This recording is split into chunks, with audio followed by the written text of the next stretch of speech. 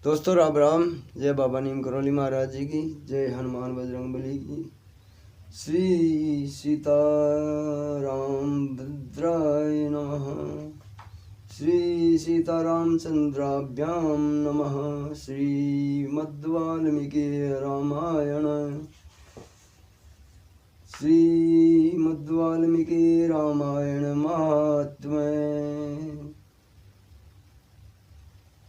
तो दोस्तों ये श्रीमद् वाल्मीकि रामायण का महात्म्य है। इसमें तीसरा अध्याय है। आज माघ मास में रामायण श्रवण काल का फल। माघ मास में रामायण श्रवण का फल, राजा सुमित और सत्यवती के पूर्व जन्म का इतिहास। तो दोस्तों सबसे पहले मैं भक्तों श्री राम जी को वंदन करता हूँ, मेरे भगवान को, और उसके बाद में बाबा नीम करौली जी को, और हनुमान जी तो मेरे बगल में ही बैठे हैं यहाँ पर। उनका आह्वान किया है मैंने, बाबा नीम करौली जी का और हनुमान जी का आह्वान किया है।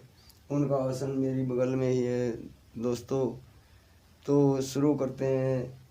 श्री मद् वाल्मीकि रामायण महात्म्य, अध्याय तीसरा है ये।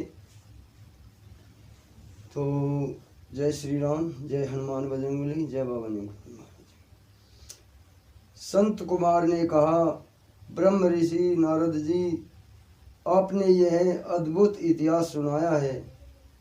अब रामायण के महात्म्य का पुनः विस्तार पूर्वक वर्णन कीजिए।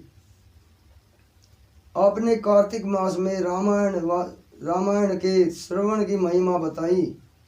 अब कृपा पूर्वक मुझे दूसरे मास का महात्म्य बताइए। मुने, आपके वचनामृत से किसको संतोष नहीं होगा।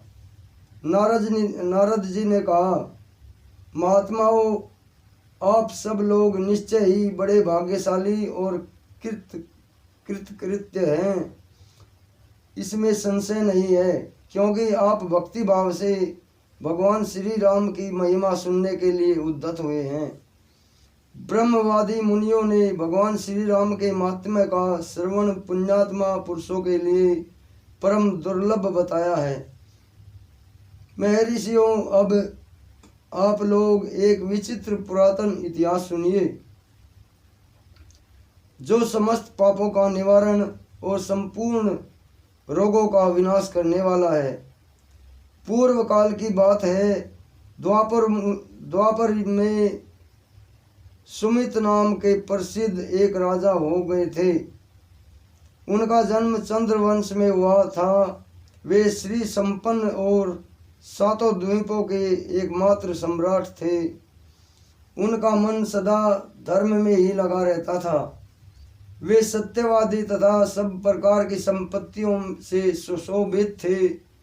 सदा श्री राम कथा से सेवन और श्री राम की ही समाराधना में संलग्न रहते थे। श्री राम जी की पूजा अर्चना में लगे रहने वाले भक्तों की वे सदा सेवा किया करते थे। उनमें अहंकार का नाम नहीं था। वे पूज्य पुरुषों के पूजन में तत्पर रहने वाले समदर्शी तथा सद्गुण संपन्न थे। राजा सुमति समस्त प्राणियों के हितैषी, शांत, कृतज्ञ और यशस्वी थे। उनकी परम सौभाग्यशालिनी पत्नी भी समस्त शुभ लक्षणों से सुशोभित थी। उसका नाम सत्यवती था। वह पतिव्रत थी। पति में ही उसके प्राण बसते थे। वे दोनों पति पत्नी सदा रामायण के ही पढ़ने और सुनने में संलग्न रहते थे। सदा अन्न का दान करते और प्रतिदिन जल दान में प्रवृत्त रहते थे। उन्होंने असंख्य पोखरों, बागीचों और बावड़ियों का निर्माण करवाया था। महाभाग राजा सुमित भी सदा रामायण के ही अनुशीलन में लगे रहते थे। वे भक्ति भाव से भावित हो रामायण को ही बाँचते अथवा सुनते थे। इस प्रकार वे धर्मज्ञ नरेश सदा श्री राम की आराधना में ही तत्पर रहते थे। उनकी प्यारी सी पत्नी सत्यवती भी ऐसी ही थी। देवता भी उन दोनों दंपति के सदा भूरी भूरी प्रशंसा करते थे। एक दिन उन त्रिभुवन विख्यात धर्मात्मा राजा रानी को देखने के लिए विभांडक मुनि अपने बहुत से शिष्यों के साथ वहां आए। मुनिवर विभांडक को आया देख राजा सुमिति को बड़ा सुख मिला। वे पूजा की विस्तृत सामग्री के साथ पत्नी सहित उनके अगवानी के लिए लग गए। जब मुनि का अतिथि सत्कार संपन्न हो गया और वे शांत भाव से आसन पर विराजमान हो गए, उस समय अपने आसन पर बैठे हुए भूपाल ने मुनि से हाथ जोड़कर कहा।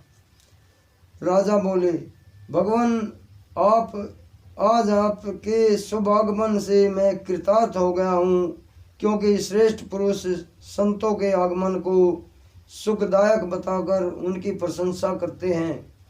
जहाँ महापुरुषों का प्रेम होता है, वहाँ सारी संपत्तियाँ अपने आप उपस्थित हो जाती हैं। वहाँ तेज, कीर्ति, धन और पुत्र सभी वस्तुएं उपलब्ध होती हैं। ऐसा विद्वान पुरुषों का धन है। मुने प्रभु, जहाँ संत महात्मा बड़ी भारी कृपा करते हैं, वहाँ प्रतिदिन कल्याण में साधनों की वृद्धि होती है।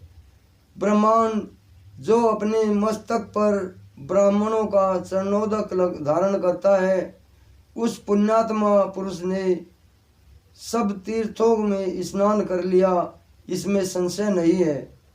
शांत स्वरूप में से मेरे पुत्र, पत्नी तथा सारी संपत्ति आपके चरणों में समर्पित है। आज्ञा दीजिए, हम आपकी क्या सेवा करें। ऐसी बातें कहते हुए राजा सुमिति की ओर देखते मुनीश्वर विभांडक बड़े प्रसन्न हुए और उन्होंने अपने हाथ से राजा का स्पर्श करते हुए कहा। ऋषि बोले, राजन, तुमने जो कुछ कहा है वह सब तुम्हारे कुल के अनुरूप है। जो इस प्रकार विनय से झुक जाते हैं, वे सब लोग परम कल्याण के भागी होते हैं। भोपाल, तुम सन्मार्ग पर चलने वाले हो। मैं तुम पर बहुत प्रसन्न हूँ। महाभाग, तुम्हारा कल्याण हो। मैं तुमसे जो कुछ पूछता हूँ उसे बताओ। यद्यपि भगवान हरि को संतुष्ट करने वाले बहुत से पुराण भी थे जिनका तुम पाठ कर सकते थे, तथापि इस माघ मास में सब प्रकार से प्रयत्नशील होकर तुम जो रामायण की पारायण में लगे हुए हो, तथा तुम्हारी यह साध्वी पत्नी भी सदा जो श्री राम की ही आराधना में रत रहती है, इसका क्या कारण है? यह वृत्तांत यथावत रूप से मुझे बताओ। राजा ने कहा, भगवान सुनिए, आप जो कुछ पूछते हैं वह सब मैं बता रहा हूँ। मुने, हम दोनों का चरित्र संपूर्ण जगत के लिए आश्चर्यजनक है। साधु शिरोमणि, पूर्व जन्म में मैं मालिती नामक शूद्र था। सदा कुमार्ग पर ही चलता था और सब लोगों के अहित साधन में ही संलग्न रहता था। दूसरों की चुगली खाने वाला, धर्मद्रोही, देवता संबंधी द्रव्य का अपहरण करने वाला तथा महापातक कर्मियों का संसर्ग में रहने वाला था। मैं देव संपत्ति से ही जीविका चलाता था। गो हत्या, ब्राह्मण हत्या और चोरी करना यही अपना धंधा था। मैं सदा दूसरे प्राणियों की हिंसा में ही लगा रहता था। प्रतिदिन दूसरों के से कठोर बातें बोलना, पाप करता और वैश्याओं से आसक्त रहता। इस प्रकार मैं कुछ काल तक घर में रहा। फिर बड़े लोगों की आज्ञा उल्लंघन करने के कारण मेरे सभी भाई बंधुओं ने मुझे त्याग दिया और मैं दुखी होकर वन में चला गया। वहाँ प्रतिदिन मृगों का मांस खाकर रहता था और कांटे आदि बिछाकर लोगों के आने जाने का मार्ग अवरुद्ध कर देता। इस तरह अकेला बहुत दुख भोगता हुआ मैं उस निर्जन वन में रहने लगा। एक दिन की बात है, मैं भूखा प्यासा थका मांदा निद्रा से झूमता हुआ एक निर्जन वन में आया। वहाँ देव योग से वशिष्ठ जी के आश्रम पर मेरी दृष्टि पड़ी। उस आश्रम के निकट एक विशाल सरोवर था जिसमें हंस और कारंडव आदि जल पक्षी छा रहे थे। मुनीश्वर वह सरोवर चारों ओर से वन्य पुष्प समूहों द्वारा आच्छादित था। वहां जाकर मैंने पानी पिया और उसके तट पर बैठकर अपनी थकावट दूर की। फिर कुछ वृक्षों की जड़ें उखाड़कर उनके द्वारा अपनी भूख बुझाई। वशिष्ठ के उस आश्रम के पास ही मैं निवास करने लगा। टूटी फूटी स्फटिक शिलाओं को जोड़कर मैंने वहां दीवार खड़ी कर ली। फिर पत्तों और तिनकों और कोष्ठ द्वारों द्वारा एक सुंदर घर बना लिया। उसी घर में रहकर मैं व्याधकों की वृत्ति का आश्रय ले नाना प्रकार के मृगों को मारकर उन्हीं के द्वारा 20 वर्षों तक अपनी जीविका चलाता रहा। तदंतर मेरी ये साध्वी पत्नी वहाँ मेरे पास आई। पूर्व जन्म में इसका नाम काली था। काली निषाद कुल की कन्या थी और विंध्य प्रदेश में उत्पन्न हुई थी। उसके भाई बंधु ने उसे त्याग दिया था। वह दुख से पीड़ित थी। उसका शरीर वृद्ध हो चला था। ब्रह्मांड वह भूख प्यास से शिथिल हो गई थी और इस सोच में पड़ी थी कि भोजन का कार्य कैसे चलेगा। देव योग से घूमती घामती वह उसी निर्जन वन में आ पहुंची जिसमें मैं रहता था। गर्मी का महीना था। बाहर इसमें धूप सता रही थी और भीतर मानसिक संताप अत्यंत पीड़ा दे रहा था। इस दुखिनी नारी को देखकर मेरे मन में बड़ी दया आई और मैंने पीने के लिए जल तथा खाने के लिए मांस और जंगली फल दिए। ब्रह्मांड काली जब विश्राम कर चुकी तब मैंने उससे उसका यथावत वृत्तांत पूछा। महामुनि मेरे पूछने पर उसने जो अपने जन्म कर्म निवेदन किए उन्हें बताता हूँ, सुनिए। उसका नाम काली था और वह निषाद कुली की कन्या थी। विद्वान उसके पिता का नाम दाम्भिक था। वह उसी की पुत्री थी और विंध्य पर्वत पर निवास करती थी। सदा दूसरों का धन चुराना चुगली खाना ही उसका काम था। एक दिन उसने अपने पति की हत्या कर डाली, इसलिए भाई बंधुओं ने उसे घर से निकाल दिया। ब्रह्मांड इस तरह परित्य का काली उस दुर्गम एवं निर्जन वन में मेरे पास आई थी। उसने अपनी सारी करतूतें मुझे इसी रूप में बताई थी। मुने जब वशिष्ठ जी के उस पवित्र आश्रम के निकट में और काली दोनों पति पत्नी का संबंध स्वीकार करके रहने लगे और मांसाहार से ही जीवन निर्वाह करने लगे। एक दिन हम दोनों जीविका के निमित्त कुछ उद्यम करने के लिए वहाँ वशिष्ठ जी के आश्रम पर गए। महात्मन वहाँ देव ऋषियों का समाज जुटा हुआ था।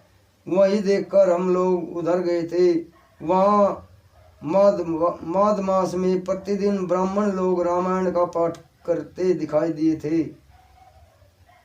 उस समय हम लोग निराहार थे और पुरुषार्थ करने में समर्थ होकर भी भूख प्यास से कष्ट पा रहे थे। अतः बिना इच्छा के ही वशिष्ठ जी के आश्रम पर चले गए थे। फिर लगातार 9 दिनों तक भक्ति पूर्वक रामायण की कथा सुनने के लिए हम दोनों वहां जाते रहे। मुने उसी समय हम दोनों की मृत्यु हो गई। हमारे उस कर्म से भगवान मधुसूदन का मन प्रसन्न हो गया था। अतः उन्होंने हमें ले आने के लिए दूत भेजे।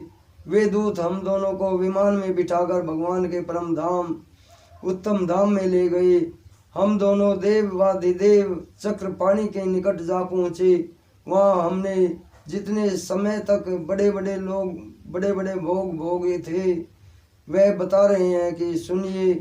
कोटि सहस्र और कोटि शत युगों तक श्री राम धाम में निवास करके हम लोग ब्रह्मलोक में आए। वहाँ भी उतने ही समय तक रहकर हम इंद्रलोक में गए। मुनि श्रेष्ठ, इंद्रलोक में भी उतने ही काल तक परम उत्तम भोग भोगने के पश्चात हम क्रम से इस पृथ्वी पर आए हैं। यहाँ भी रामायण के प्रसाद से हमें अतुल संपत्ति प्राप्त हुई है। मुनि अनिच्छा से रामायण का श्रवण करने पर भी हमें ऐसा फल प्राप्त हुआ है। धर्मात्मन यदि 9 दिनों तक भक्ति भाव से रामायण की अमृतमयी कथा सुनी जाए तो वह जन्म जरा और मृत्यु का नाश करने वाली होती है। विप्रवर सुनिए, विवश होकर भी जो कर्म किया जाता है वह रामायण के प्रसाद से परम महान फल प्रदान करता है। नारद जी कहते हैं, यह सब सुनकर मुनीश्वर विभांडक राजा सुमति का अभिनंदन करके अपने तपोवन को चले गए। विप्रवरो, अतः आप लोग देवाधिदेव चक्रपाणी भगवान श्री हरि की कथा सुनिए। रामायण कथा कामधेनु के समान अभीष्ट फल देने वाली बताई गई है। माघ मास में के शुक्ल पक्ष में प्रयत्न पूर्वक रामायण की नवाह कथा सुननी चाहिए। वह संपूर्ण धर्मों का फल प्रदान करने वाली है। यह पवित्र आख्यान समस्त पापों का नाश करने वाला है। जो इसे बांचता अथवा सुनता है वह भगवान श्री राम का भक्त होता है। इस प्रकार श्री स्कंद पुराण के उत्तरखंड में नारद संत कुमार संवाद के अंतर्गत रामायण महात्म्य के प्रसंग में माघ मास में रामायण कथा श्रवण के फल का वर्णन नामक 3रा अध्याय पूरा हुआ। जय श्री राम, जय बाबा नीम, जय हनुमान।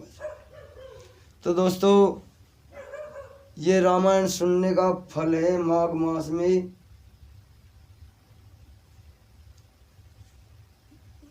रामायण महात्म्य के प्रसंग में माघ मास में रामायण कथा सुनने का फल।